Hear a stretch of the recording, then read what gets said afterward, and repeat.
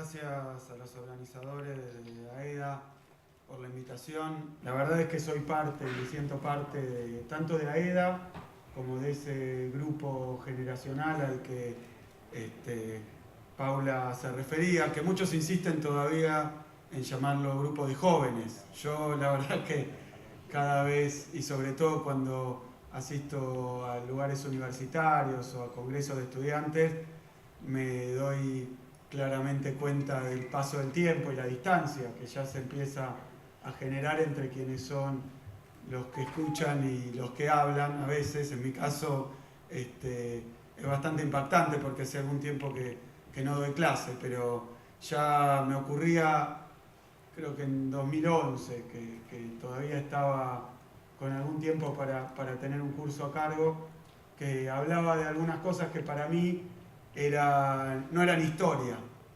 eran parte de mi experiencia, parte de mi vida económica, como era el caso del Plan Austral, el Plan Primavera, incluso el inicio de la convertibilidad de los 90. Todo eso para mí es una experiencia de vida, es como que me hablen de parte de aquello que yo conozco bien porque me tocó experimentarlo. Yo viví una hiperinflación yo nací en el 71, si hago los cálculos, en el 89 tenía 18 años, ¿no? Y me acuerdo de estar caminando por el supermercado con mi mamá y que te siga el hombre de la remarcadora de precios, ¿no? Con esos aparatos que tenían en ese entonces. Yo creo que ahora con el código de barra va a ser distinto, porque si ocurriera eso es simplemente poner enter en el sistema, pero en aquel momento estaba corriéndote el tipo con la remarcadora porque después el precio lo copiaban del artículo, no lo pasaban por la lectora. Pero esas fueron experiencias que yo viví y me tocó sufrir, supongo que algo que le ocurre a todo aquel que sigue enseñando a lo largo de su vida o todavía dialogando con gente más joven, de sentir que ya hay una distancia muy grande en la experiencia con aquellos a quienes uno le quiere comunicar ciertas cosas. Porque si uno habla de la Revolución de Mayo, como tenemos ahora en puertas un nuevo aniversario, bueno, sabe que el interlocutor que tiene el estudiante, si está hablando de historia, de eso no lo vivió y uno tampoco, entonces tiene que reconstruir. Pero hay ciertas experiencias en las que uno sabe que tiene algo en común y puede pararse en eso. Yo creo que cada vez más, por lo menos para nosotros que enseñamos economía o que hacemos economía, nos cuesta transmitirle a las generaciones nuevas lo que fue el horror del neoliberalismo. Un horror que cuando Pau hablaba recién de nuestra militancia en los claustros universitarios, nuestra militancia, decía yo, como generación, pero particularmente en el terreno de la economía. Yo creo que nosotros compartimos con muchos de los fundadores de AEDA y con todo ese grupo que hoy buena parte, me animo a decir la mayoría, forma parte de este gobierno de una forma o de otra, o es cercano a este gobierno. Compartimos lo que fue la militancia, ya sea la militancia directa a través de repartir volantes y discutir con los estudiantes en ámbitos universitarios o en ámbitos populares, como era cuando íbamos a los barrios o cuando teníamos alguna otra experiencia de militancia, pero también desde la enseñanza, lo que fueron esos oscuros, esos años realmente de horror intelectual, como fueron los años del neoliberalismo en la Argentina. Yo recordaba el otro día, yendo también a la Universidad de La Plata, la sensación de muchos de nosotros. Yo me recibí en el 95, muchos de nosotros que estudiamos economía en la década de los 90, donde había un discurso prácticamente sin fisuras, con muy pocos opositores. Algunos de ellos los veo acá entre los asistentes todavía, algunos que fueron docentes o compañeros docentes míos o compañeros docentes, más adelante cuando yo me convertí en profesor.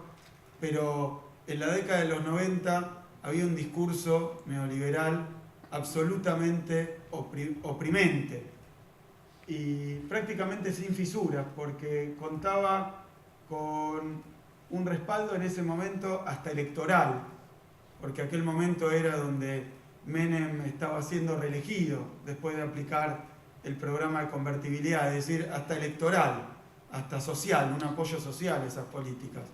Además de internacional, porque eran las políticas que se pregonaban y que se aplaudían y que se recetaban desde los organismos multilaterales de crédito. Me acuerdo que en la década de los 90 Argentina le pasó algo que está, y hoy lo vivo en carne propia, muy distante de la realidad actual, donde Argentina era un país aplaudido, admirado y mimado por los grandes centros financieros internacionales y los economistas del establishment y del Fondo Monetario Internacional, donde Argentina era el mejor alumno de las recetas neoliberales, el mejor alumno. Mirá que hay que ser el mejor alumno del neoliberalismo. Y Argentina fue un país que decía, para quienes nos tocó formarnos en la década de los 90, que tenía esta desgracia, que lo que nos enseñaban en la universidad coincidía perfectamente con lo que estaba ocurriendo en el país y con lo que se recomendaba desde los centros de conocimiento y de poder internacionales en materia de economía. Y yo recuerdo en carne propia haber vivido esa impresión, no solo de que las cosas estaban muy mal e iban peor, sino que además el neoliberalismo, esa teoría, esas ideas y esa práctica económica había llegado para quedarse y para siempre. Yo me acuerdo de haber compartido con algunos compañeros esta desazón, esta especie de desesperanza de pensar que la etapa neoliberal era eterna. Y me acuerdo que esto además no respondía simplemente a una sensación personal, sino que parte del pensamiento dominante en aquel momento tenía estos retazos de inserción de una idea de eternidad. ¿Se acuerdan que era la época del fin de la historia, el fin de la ideología, el pensamiento único, la hegemonía teórica, que en términos más de la enseñanza, y me permito hablar de esto porque no es un programa de televisión, no una entrevista, estoy hablando para mis colegas economistas, y tenía un refuerzo epistemológico muy fuerte.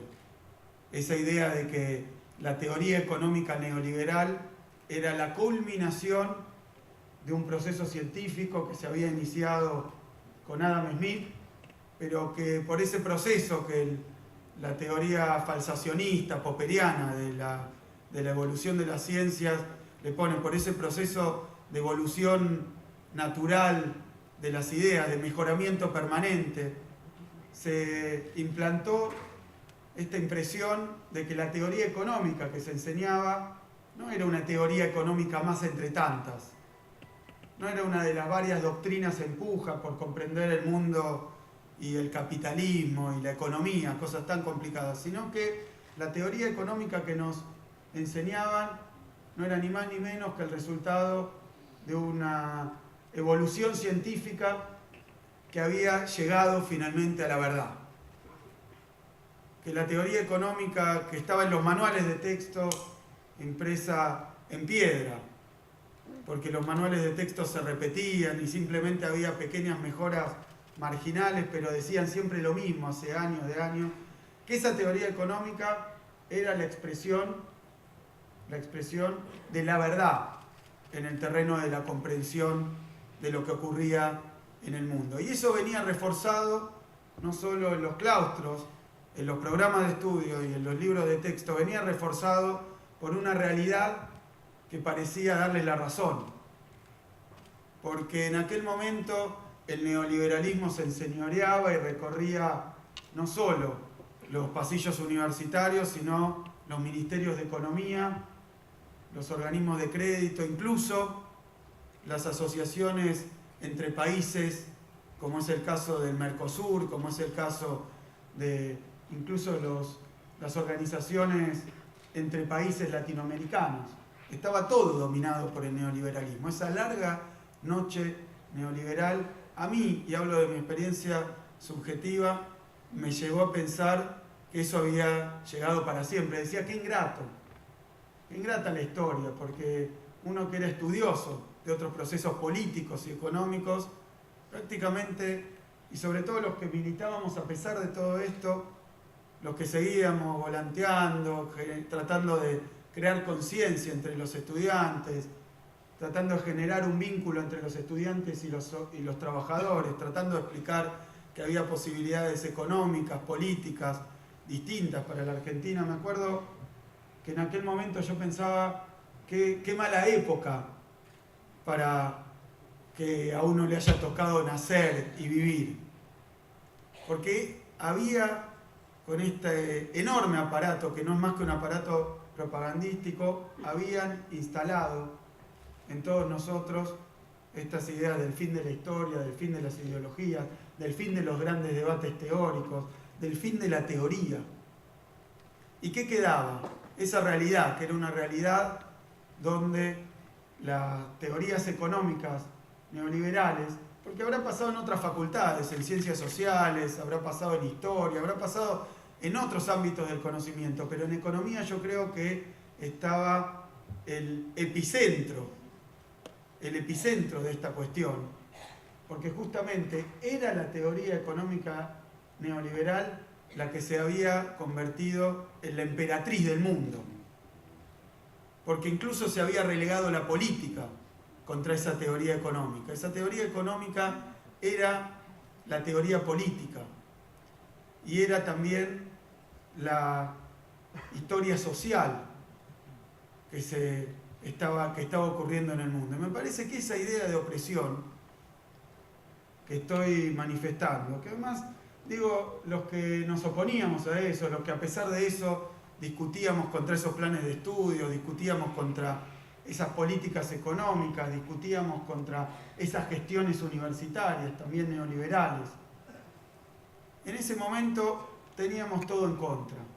Y yo quiero decir algo porque el otro día creo que, después de mucho reflexionar, de mucho pelearme, de mucho quejarme, creo que por lo menos entiendo que le encontré una vuelta y di en la tecla, modestamente digo, de algo que está ocurriendo en esta nueva etapa, en estos últimos 10 años, con la teoría económica oficial. Porque ahora tenemos una situación bastante distinta. Tenemos una situación donde ese pensamiento único en economía, donde esa ortodoxia en lo que hace a la política económica, donde esas recetas neoliberales chocan con un obstáculo, permanentemente chocan con un obstáculo, que es la realidad. Ese obstáculo es la realidad. Y yo me paso alguna parte de mi día discutiendo, tratando de tener una discusión, tratando de dialogar contra ese coro enorme, inmenso, polifónico de economistas neoliberales argentinos, de consultores, de algunos académicos, muchos periodistas económicos, no digo los que hacen periodismo de información, sino los que son ideólogos de la economía en el periodismo. Y pasó tratando de tener una discusión, no digo que creo que fracaso en tenerla, porque no se trata de una discusión, es un bombardeo. Es un bombardeo permanente desde todas las tribunas de las que disponen, que son muchas y con muchísimo poder de llegada, con muchísima penetración. Y se la pasan diciendo básicamente que está todo mal. Y que está todo mal, pero sin embargo, y ahí el choque con la realidad, está todo mal, lo que se está haciendo en materia de política económica es equivocado, está mal fundado, es transitorio. Entonces, cuando se chocan con la realidad, que es que las cosas no van tan mal como se esperaría de estas posiciones que ellos tienen, cuando encuentran que las cosas no van así de mal, como ellos esperan que vayan, o como ellos dicen que van, Entonces empiezan con sus pronósticos. Es decir, que el pronóstico es la válvula de escape, es el diván psiquiátrico de los economistas que son incapaces de comprender por qué, cuando lo que se está haciendo no tiene nada que ver con lo que ellos entienden, que es la buena teoría económica y la buena política económica, cuando esos desastres que ellos esperan ver porque se está haciendo todo mal no ocurren, entonces lo que hacen es tirar la pelota para adelante. Y ese tirar para la pelota para adelante son esos repetidos, consecutivos, secuenciales, pronósticos que hacen de que, donde tratan de decir, si bien las cosas no van mal hoy, por la aplicación de estas políticas van a ir mal después. Si el fracaso no se puede ver en el presente, se va a ver en el futuro. Uno podría reflexionar sobre este razonamiento, incluso podría intentar tener una discusión, si no fuera esos pronósticos fallidos, donde las cosas no van hoy mal, tan mal como ellos dicen, no es un desastre como ellos piensan, pero entonces van a ir mal el año que viene. Esos pronósticos fallidos, uno podría discutirlos, buscar sus fundamentos, tratar de ver cuáles son los elementos de diagnóstico que tienen, si no fuera que esos pronósticos fallidos terminaron refutados porque han pasado 12 años equivocándose con estos pronósticos. Han pasado 12 años en este calvario que tienen ellos ahora, de ver que las cosas no van mal, sino que van bien, y entonces tener como único recurso el pronosticar que van a ir peor. Ahora, cuando 12 años seguidos se fracasa exactamente con el mismo pronóstico, yo creo que no vale la pena dar ya la discusión sobre el fundamento de esos pronósticos, sino entenderlo como una especie de ejercicio catártico de aquellos que, al no poder entender cómo van las cosas, y este es mi punto central, lo único que pueden hacer es augurar un futuro peor para justificar su fracaso en la comprensión del presente. Y planteo esto porque me parece que va al centro de este Congreso. Y esto es lo que tiene de importante este Congreso.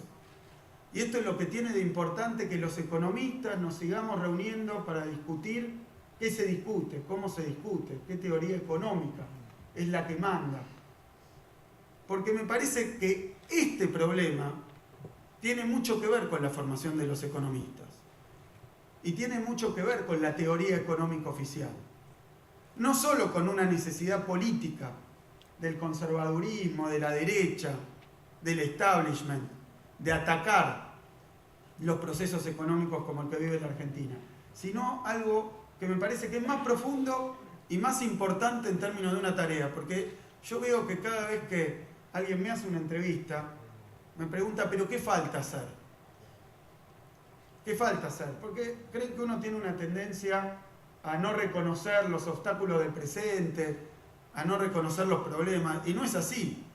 Yo creo que este gobierno ha sido uno de los gobiernos que más directa e inmediatamente han reconocido todas las dificultades que se presentan en el terreno económico, sino cómo se explica ese permanente trabajo, ese permanente esfuerzo de crear nuevos programas, nuevas políticas, de generar novedades incluso en el terreno, pero en cualquier materia, en materia de política industrial, de política energética, permanentemente hay novedades. ¿Por qué? Porque todo el tiempo se está corrigiendo, todo el tiempo se está mejorando, todo el tiempo se está diagnosticando, todo el tiempo se está proponiendo. Pero a mí me preguntan, ¿qué hay que hacer? ¿Cuáles son las tareas pendientes? Y en este Congreso, yo quiero decir que el problema que tienen los economistas ortodoxos, y más allá de las motivaciones políticas, y más allá de los intereses que a veces directamente les pagan para que digan lo que ellos dicen, quitando todo esto y dándoles la derecha, diciendo no, la verdad es que hay buena fe, hay intentos, porque a mí me gusta verlo así. No me gusta ver conspiraciones, ver intereses ocultos, que los hay, pero prefiero esta interpretación, que es que los economistas de la ortodoxia no tienen una teoría económica que les permita comprender el presente.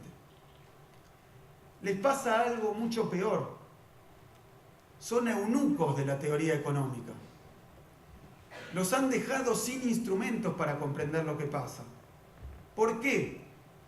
Porque ese proceso que se coronó en los años 90, de un pensamiento económico único, de una sola teoría, que en los planes de estudio de todas las universidades, con más o con menos, todavía tiene predominancia. En algunas tiene monopolio, pero en todas tiene predominancia. Esos planes de estudio, esa teoría económica convencional, oficial, ortodoxa, neoclásica, no tiene instrumentos para comprender la realidad. Cosa que es una verdad general, porque no los tiene. Se ha disfrazado de la nueva teoría económica y lo hace a través de la producción permanente de artículos, de papers, como chorizos en las universidades de los países centrales, repitiendo y repitiendo, haciendo pequeñas contribuciones econométricas, marginales, sin discutir el corpus teórico. Pero ese corpus teórico lo que esconden es que es el más viejo de todos, que no solo es el más reaccionario, sino que es el más viejo de todos, que la teoría económica ortodoxa no ha tenido avances desde la década de 1870. No ha tenido avances. Es la misma teoría económica en sustancia que aquella del primer marginalismo, de la revolución marginalista, y que no explica el mundo. ¿Y con qué ha chocado ahora? Ha chocado con un país, ha chocado con una región y ha chocado con un mundo que le dio la espalda a esas teorías económicas. Entonces, encontramos esta imposibilidad que yo creo que se presenta como una impotencia para los estudiantes hoy, por ejemplo, de explicar la crisis actual. La teoría económica ortodoxa no tiene ninguna explicación para la crisis económica que se desató en 2008. No tiene ninguna. Digo más porque me he dedicado en su momento a ver qué hacían, qué malabarismos hacían para explicar lo que estaba pasando. Y lo que hace la teoría económica oficial ante la crisis actual es tirar la pelota afuera. No la explica con teoría económica. La explica por cuestiones de ética, por cuestiones de regulación, por cuestiones hasta políticas. Pero no comprende el contenido económico de la crisis actual. ¿Y por qué no lo comprende? Porque hace años que han logrado sacar de los planes de estudio la discusión de la teoría de las crisis. En las universidades no se enseña más teoría de las crisis. Y la ortodoxia, por vocación de defensa de los intereses del establishment, de los intereses dominantes, niega la crisis. Predica la imposibilidad de la crisis y se choca con una, miren qué gran colisión, y se choca con la realidad en forma de enorme crisis que todo el mundo reconoce que tiene la magnitud de la crisis del 30. Y cuando fue la crisis del 30, tampoco tenían una explicación teórica para esa crisis, porque la ortodoxia niega las crisis. Y de la misma manera, esto que está pasando en la Argentina y lo que pasa en Latinoamérica, y acá lo entiendo y hasta me da un poco de pena, lo que pasa hoy en la Argentina. ¿Por qué la Argentina, a pesar de que ellos dicen que al aplicar estas políticas Argentina no puede crecer? ¿Por qué, a pesar de que ellos dicen que Argentina no tiene ninguna posibilidad de industrializarse, igual inicia una fase de reindustrialización? ¿Por qué, a pesar de que ellos dicen que Argentina es un país que no tiene ingresos suficientes para preocuparse por la distribución del ingreso, Argentina ha llevado adelante el más extraordinario proceso de redistribución de la riqueza en décadas? No lo pueden entender, porque su teoría económica va a contramano del mundo. Entonces yo, en parte comprendo que cuando un economista ortodoxo se enfrenta a la realidad actual, tenga este choque, tenga esta decepción, porque las cosas no pasan como ellos les enseñaron. Entonces lo único que le queda es el deseo, a veces reprimido y a veces sin reprimir, de por lo menos que pase el año que viene. Lo que ellos piensan que tendría que pasar todos los años, pero hace 12 años que no dan pie con bola. Y hace 12 años que no pueden explicar no solo lo que pasa en la Argentina, porque este mismo proceso es lo que está ocurriendo en los países más importantes de la región. ¿Por qué los gobiernos le dan la espalda a sus recetas económicas? ¿Por qué ellos, que fueron amos y señores de la política general de los gobiernos, ahora encuentran rechazo? Y encuentran rechazo de la gente, y encuentran rechazo de los propios gobernantes que necesitan darle otra respuesta a la gente después de la extraordinaria y la enorme crisis que generaron. Entonces me parece que hay una impotencia teórica y yo creo que eso es algo que nos falta hacer y lo planteo como una tarea en este Congreso. No podemos permitirnos que con los cambios que ha habido en el país y con los cambios que ha habido en la región y con los cambios que han ocurrido en el mundo, todavía los programas de estudios y la formación de los economistas retrase 20, 30, 50, hasta 200 años prácticamente. Esa es una tarea pendiente.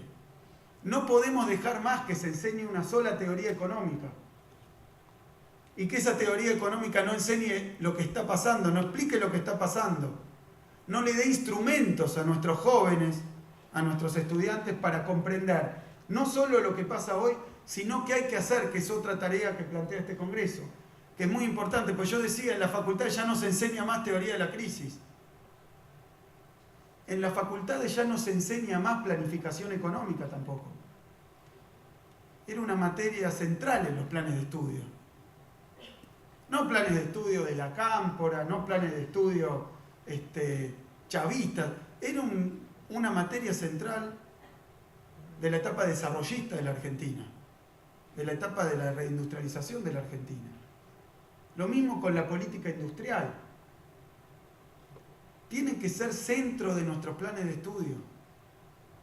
Tienen que estar ahí. Si no podemos ponerlo en el centro, por lo menos que ante la evidencia, se rindan ante la evidencia de que como la historia va para otro lado, no pueden refugiarse en los planes de estudio de las carreras de economía para seguir enseñando lo mismo que enseñaron durante la etapa neoliberal.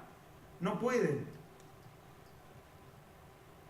Porque esto, que además durante los 90 se convirtió en sentido común. Y quiero darles un dato, que es un dato hoy real y que se ve en las encuestas, que se ve en los sondeos de opinión. Ese odio que pasó de la economía ortodoxa a toda forma de participación del Estado en la economía, no es algo que hoy sea lo que siente la sociedad. En un momento le convencieron, porque convirtieron esas teorías económicas en sentido común, la de la modernización, la del Estado mínimo, la de que el Estado perturbaba todo proceso de crecimiento. Bueno, eso se convirtió en sentido común, pero hoy ya no lo es más. La sociedad ya no piensa que el Estado no debe tener ninguna participación en la orientación del proceso económico. No lo piensa porque por lo menos los argentinos vivimos en carne propia.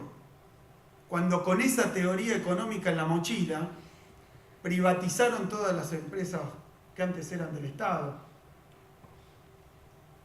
privatizaron la salud, privatizaron la educación, desarmaron todo el sistema de bienestar social, o sea, lo que hacía un Estado benefactor, pero además retiraron al Estado de, aunque sea siquiera un rol orientador en el proceso económico. Y el resultado de eso fue el neoliberalismo y la crisis del neoliberalismo. La gente ya lo entendió, pero la teoría económica que se sigue enseñando de manera dominante es la que dice lo contrario. Si uno se deja guiar por los libros de texto centrales de la enseñanza de la economía, oficial, entonces lo que encuentra es de nuevo que hay que volver al neoliberalismo. Por eso yo cuando los veo hablar de que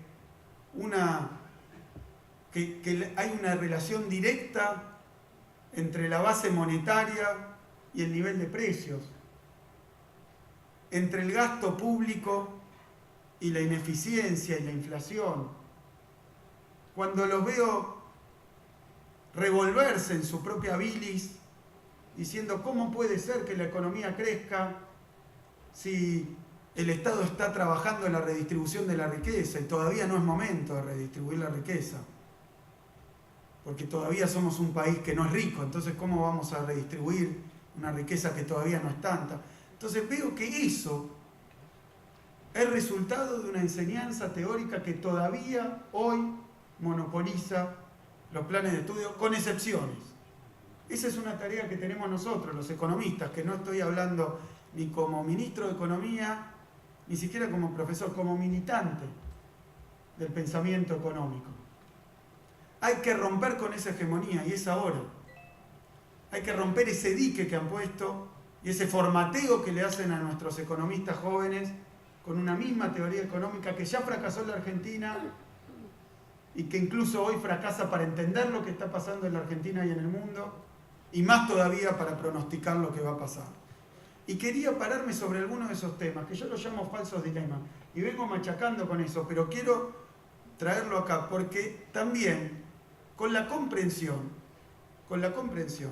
de que estamos en un año, nadie se le escapa, que es un año político, es un año clave, es un año donde, puesto claramente, la sociedad argentina va a tener que definir si continúa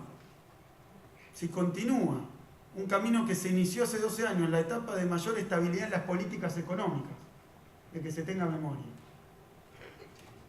Pero también una etapa donde han cambiado cosas en términos de derechos civiles, en términos de derechos económicos, en términos de política económica. Bueno, si se continúa con esa etapa, ahora la voy a caracterizar brevemente, pero si se continúa o se vuelve atrás. Yo estoy convencido que es eso lo que estamos discutiendo. Pero no estoy convencido por los discursos políticos de campaña que están dando algunos candidatos. Estoy convencido porque detrás de esos discursos políticos de campaña yo veo que todavía están las mismas teorías económicas que en los 90 llevaron a la profundización del neoliberalismo en la Argentina, como ocurrió en pocos lugares del mundo. Esa teoría económica está viva en los claustros y está viva entre el pensamiento de opciones políticas reales para este año. Pero en lugar de estar discutiendo cuál es el futuro, cuál es el destino, cuál es el camino que va a seguir la economía argentina, la sociedad argentina, la política argentina en los próximos años, se están discutiendo cuestiones absolutamente laterales, que yo entiendo que son ni más ni menos que elementos de distracción para que las discusiones centrales no se den. Ninguno de los candidatos de la oposición está hablando del modelo de país que quiere. ¿De qué país quiere? ¿Qué espera para los argentinos en los próximos años? Y voy a poner algunos puntos de este debate que no existen en la agenda pública. Por eso el esfuerzo de dar entrevistas donde las preguntas no sean las de la agenda del día de los medios hegemónicos. Por eso también venir a hablar acá y sembrar otras discusiones que hay que dar. Porque fíjense, voy a plantear algunos elementos que tienen que ver con la formación del economista, que tienen que ver con lo que pasó en la Argentina y que tienen que ver con el futuro. A los economistas les enseñan que hay una fuerte oposición, un fuerte contraste, una antinomia, un dilema irresoluble entre el Estado y el mercado, que son opuestos Estado y mercado. Esto es un eje central de la teoría económica oficial. Que el Estado es algo que está por fuera y en contra, o que viene en vez del mercado.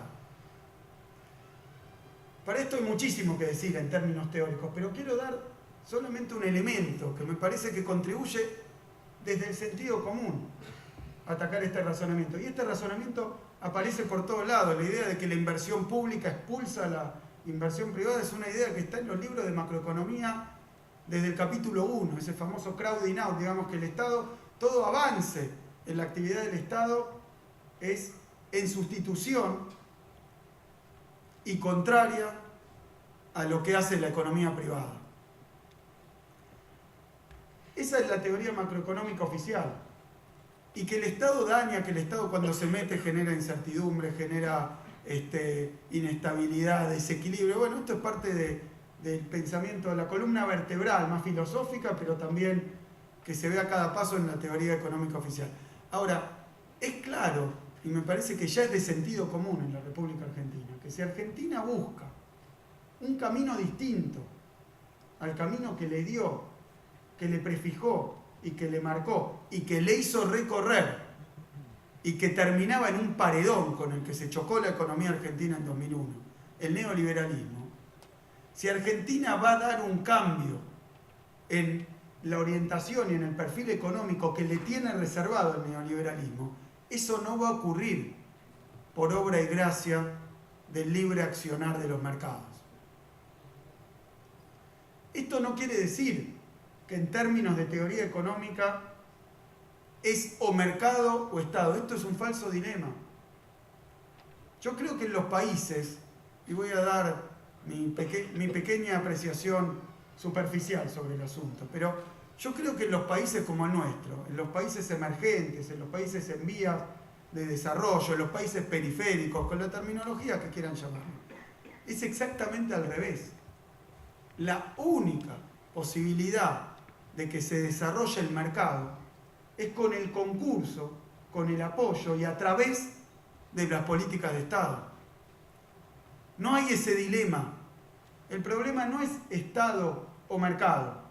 El problema es cómo el mercado se puede construir, un mercado como lo plantea la teoría económica, incluso de competencia real, no un mercado concentrado con uno o dos actores en cada rama, no un mercado regulado en el sentido real de muchas de las regulaciones, que es regulado en favor de determinados sectores, de determinados intereses, de los capitales concentrados. Es decir, el que va a tener que crear un mercado de competencia es el Estado. No va a haber competencia y no va a haber mercado en los países emergentes o en países como en la Argentina sin una determinante, sin una fogosa acción del Estado. Es decir, que eso que nos dijeron, que en realidad es mercado o Estado, estaba ocultando otro problema real de estas economías, que es que no hay mercado muchas veces, o que el mercado son uno o dos jugadores en cada una de las ramas de producción, que no solo dominan su mercado, sino que pretenden, a través de ese discurso, dominar también al Estado para que mantenga esos privilegios, los favorezca, los reproduzca y los haga crecer. Es decir, que esta idea tonta, estúpida, de que si está el Estado no va a haber mercado, que además está refutada por todos los países centrales. Fíjense que hace poco estábamos nosotros defendiendo leyes con Augusto Costa de defensa de la competencia, de defensa del consumidor, y nos acusaban de querer matar al mercado, cuando claramente, sin esas leyes, sin reglas de juego claras que defiendan a los intereses de las pequeñas empresas, de los más pequeños, de los consumidores, lo que no va a haber es mercado. O sea que una de las columnas vertebrales de la formación de los economistas, que es el dilema aparentemente resoluble entre mercado y Estado, no solo es mentira, sino que es lo que hemos refutado en la práctica, porque el enorme surgimiento de nuevas empresas en ramas que no existían, la creación de una demanda solvente y fuerte que pueda absorber la producción argentina, es decir, en pocas palabras, el mercado vigoroso que se ha creado en la Argentina de consumo, de inversión, incluso el mercado financiero que ha crecido tanto en la Argentina, no es otra cosa que el producto de las políticas de Estado. Cuando se retiró el Estado, a lo que se mató fue al mercado en Argentina. Es decir que paradójicamente, para quienes plantean este dilema, Es el Estado el instrumento y la herramienta más poderosa para crear mercado. Y no es lo que enseñan en la facultad.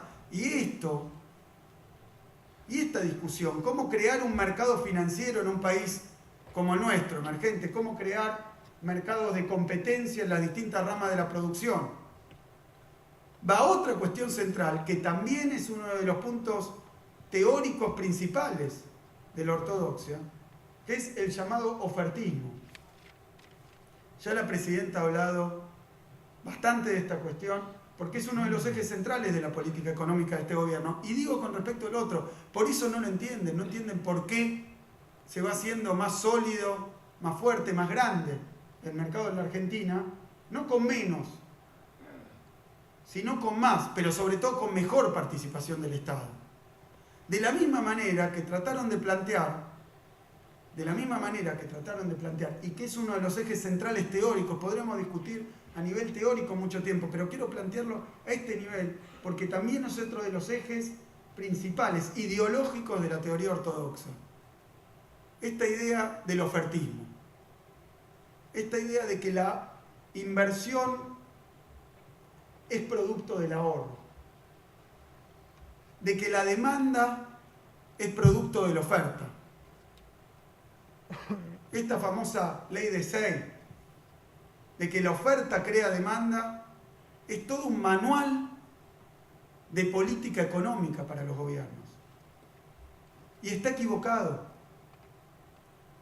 Y de nuevo, queriendo sin querer, lo único que hace es perpetuar las asimetrías existentes, los desbalances, los desequilibrios, y defender los intereses establecidos. ¿Por qué? Porque lo que nos han dicho durante años, y esto fue todos los 90, es que la política del Estado tiene que ser una política de un Estado pequeño que busque la competitividad. La mejor forma de buscar la competitividad, hasta nos han robado el término competitividad, que es un término importante para el desarrollo económico. Pero esa búsqueda de la competitividad tenía que lograrse con diferentes factores. Lo digo sencillamente. ¿Para qué la competitividad? Para generar un entorno de inversión, generando un entorno de inversión a través de estímulos directos a las empresas, que en pocas palabras significaba bajarles impuestos y bajarles salarios para que tengan más rentabilidad las compañías, pensando que esa rentabilidad naturalmente iba a volcarse a la inversión. Es decir, era una política de la oferta. Pero esa política de la oferta tenía una promesa, que era que a medida que se fortaleciera la oferta productiva argentina, iba a ir apareciendo la demanda. Entonces, que había que esperar, había que concentrarse en darle todo a los intereses dominantes y a los grupos económicos para que ellos desarrollaran sus industrias, y eso iba naturalmente a generar demanda. Yo creo que en acto este gobierno demostró, no el fracaso, porque el fracaso de esas políticas fue la crisis de 2001, fue el desempleo de casi el 25%, fue la enorme exclusión social que generaron. Pero lo que demostró este gobierno, en acto, es que había que hacer al revés. Que lo que había que hacer era mantener viva a la demanda, producir demanda. Esto no era una política ni clientelista, ni siquiera una política social, ni siquiera una política punteril, como ellos dicen, sino que la creación de la demanda es una tarea del Estado en los países como el nuestro. En situación de presión internacional, obviamente, el papel del Estado es ese papel anticíclico que se pregona en algunos textos, pero nunca puede aplicarse, porque nunca hay condiciones, porque si se gasta mucho eso genera déficit, y porque... Bueno, pero fuera de esa discusión, nosotros hemos mostrado que las políticas de inclusión social, de redistribución de la riqueza, tienen además un rasgo que se le escapa a la teoría económica ortodoxa, que es que son las mejores políticas también de crecimiento. Que la inclusión social no era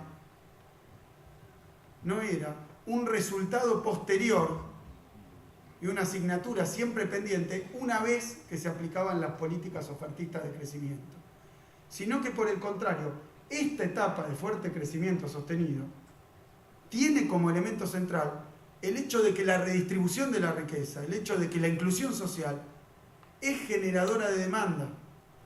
Y esa demanda es la que se ha atendido a través del desarrollo industrial reciente. Es decir, la industria argentina que está en un proceso de reconstitución no hace otra cosa, en primer lugar, y obviamente, que atender esa demanda. Es decir, que generar demanda es la mejor política de crecimiento. Dicho de otra manera, que no va a haber oferta, y esto ya es más teórico, no va a haber oferta, no va a haber inversión, si no hay una perspectiva de demanda para colocar esa inversión. Y esta es probablemente la discusión teórica más fuerte a nivel de la macroeconomía, y que no se da en la formación de los economistas. Que es mentira, que es la demanda la que tira de la oferta, y que entonces no es cierto que cuando los privados no invierten, si el Estado invierte produce un daño. Por el contrario, la inversión del Estado es un instrumento también de creación de demanda y al mismo tiempo de mejora de la oferta, porque si se invierte en infraestructura, en ferrocarriles, en puertos, en caminos, se genera mayor competitividad. Al mismo tiempo se genera demanda y esa demanda es la que es abastecida por una nueva producción, y no es magia, pero son políticas de Estado decididas que cuentan con la censura, con el reproche y con el ataque permanente de la ortodoxia económica y obviamente de los intereses que se ven tocados por una política económica que es inclusiva, porque cuando se hace un plan de inclusión jubilatoria, obviamente que hay una persona en edad de jubilarse. En Argentina el 66%, cuando llegó Néstor Kirchner al gobierno, de los argentinos en edad de jubilarse cobraba una jubilación. Hoy la cobra un 93% por los planes de inclusión jubilatoria. Y cuando termine este último tramo del plan de inclusión jubilatoria, el 100% de los que quieran tener jubilación, aunque no le hayan hecho los aportes, la va a tener. Pero eso no es solo una política de inclusión social, ha sido un resorte y una palanca para el crecimiento económico argentino y para la reindustrialización de la Argentina. Y eso nos enseña en la facultad. Lo que se enseña es lo contrario. Lo que se enseña es que eso es gasto público, que es improductivo, que está mal, que si hay inversión en infraestructura del Estado está mal, que si hay participación y regulación del mercado financiero está mal, porque el mejor mercado financiero es el que no se controla. Y es todo mentira, y ha fracasado una y otra vez. Y lo que preocupa es que vuelve, pretende volver, aparece de nuevo después de 12 años, trayendo las mismas ideas que fracasaron. Pero me permito decir que cuentan con una ventaja, que es que todos los economistas que se forman en esa doctrina económica tienen que hacer un trabajo inmenso, formidable, como en aquel momento se hacía en la Escuela de Economía Política, en las catacumbas, ocultos, al costado de las aulas, de formarse en otras teorías económicas que sí explican esto. Esto no es que no tenga teoría económica, es que la tiene, pero no es la oficial, no es la ortodoxa.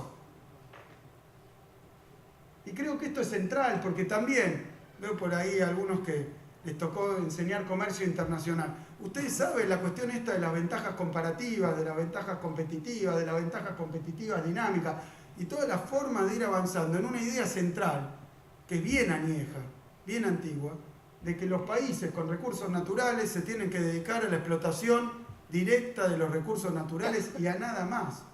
Y eso también era mentira. Y eso también está instalado en la enseñanza de la economía hoy todavía. ¿Y qué nos quieren hacer creer? Que cualquier destino de la Argentina, que no sea el destino primario, agroexportador, ahora también con hidrocarburos si quieren, ahora también con minería, cualquier otro destino está llamado al fracaso. Dicho de otra manera, que no hay forma que no sea una condena al fracaso de reindustrializar el país. Entonces no enseñan planificación económica, no enseñan teoría heterodoxa, no enseñan, y enseñan además que el único camino exitoso para la República Argentina es ser un país primario exportador, que todo intento de generar otra orientación al tejido económico argentino es un fracaso. Y eso es parte del pensamiento económico dominante todavía presente en la mayoría de las universidades. Es decir, que para cualquiera que quiera dar un paso, pensar la realidad de otra manera, es un doble trabajo y está por fuera de los claustros de la universidad. Pero este dilema entre campo e industria, no me canso de insistir en esto, porque fue tan fuerte lo que pasó en estos últimos 10 años, donde tenemos un inicio, un principio de reindustrialización del país, vigoroso, pero principio de reindustrialización del país.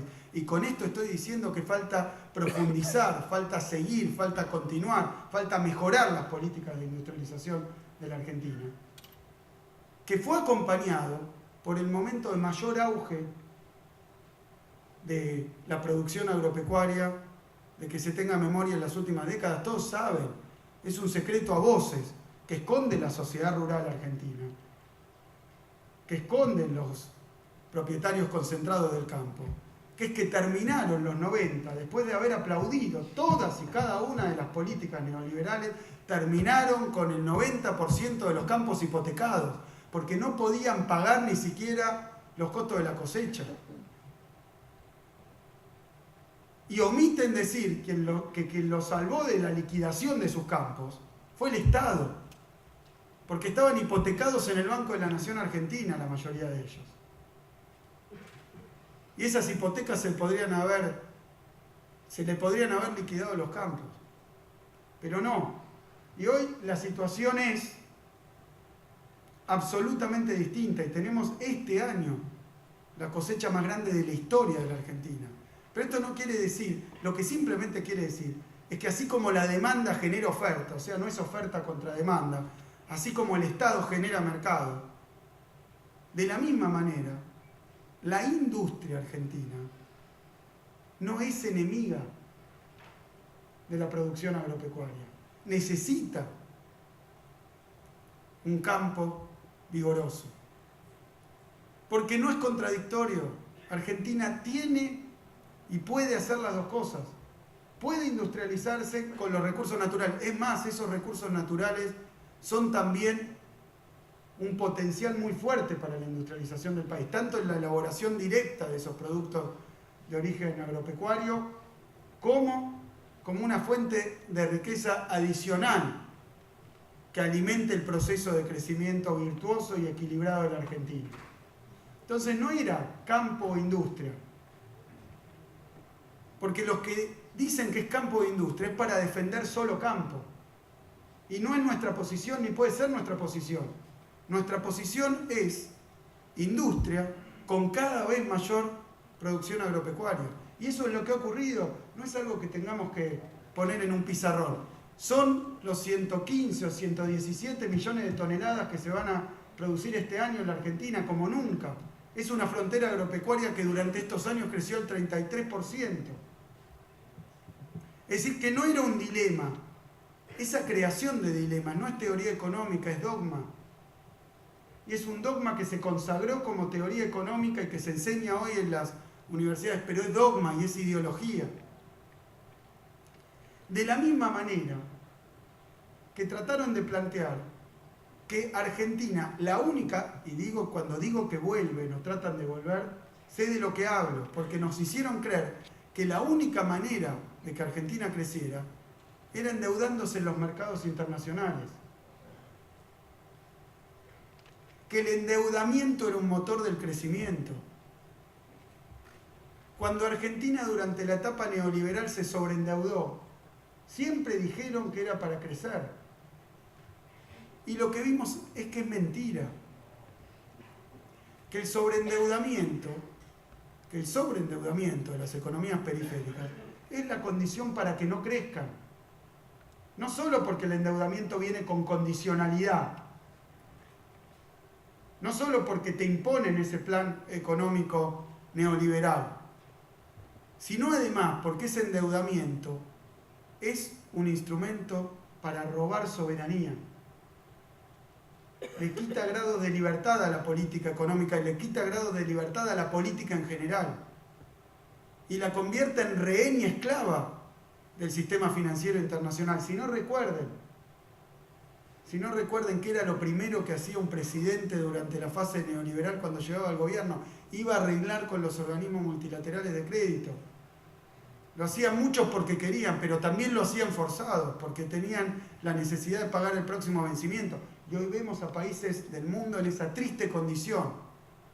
Y vemos a sus pueblos diezmados por esas políticas económicas. Y aún así esas políticas económicas se condicionan o se dictan desde los organismos multilaterales de crédito, porque la flexibilización laboral no fue un invento argentino, fue una imposición del Fondo Monetario Internacional. Volvieron de una visita al Fondo Monetario Internacional con el paquete de leyes que había que aprobar, porque las privatizaciones en la Argentina fueron también un dictado de los organismos multilaterales de crédito, con cómplices locales y con beneficiarios locales.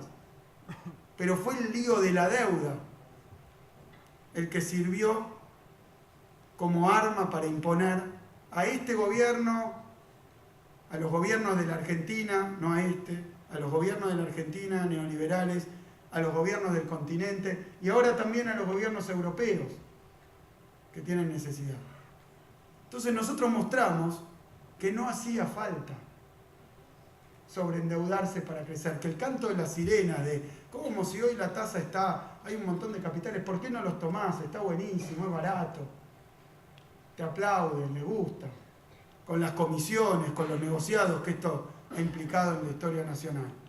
Pero hemos demostrado que la Argentina no solo no necesitaba eso, sino que necesitaba desembarazarse del yugo de la deuda externa para poder volver a crecer. No había otra que desendeudarse.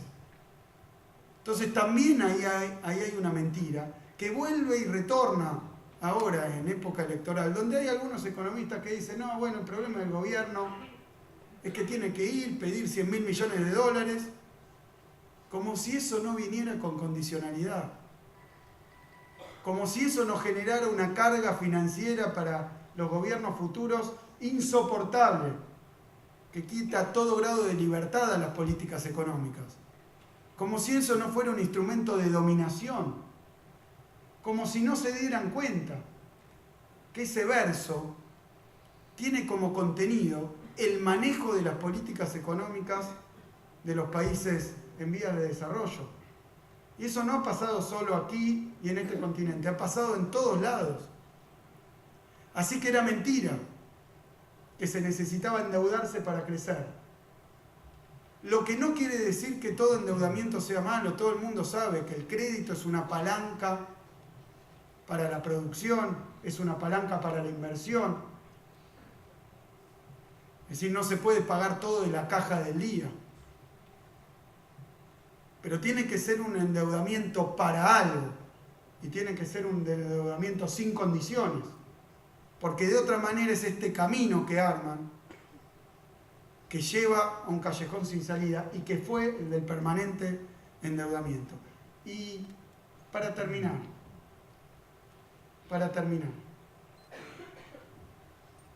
ante este público lo que quiero decir es que hoy la realidad le da la espalda a la teoría económica neoliberal. Hasta el futuro le dio la espalda cada vez que hablaron del futuro.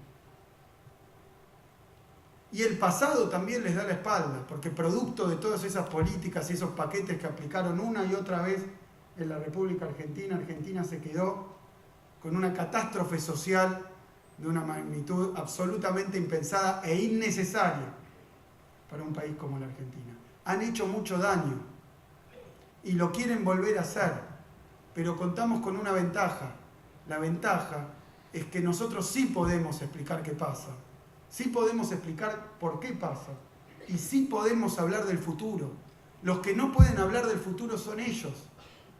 Los que no tienen un pensamiento que les permita hablar de un futuro, que es un futuro de reindustrialización para la Argentina, que es un futuro de crecimiento, que es un futuro de inclusión, que es un futuro de soberanía financiera, pero también de soberanía energética.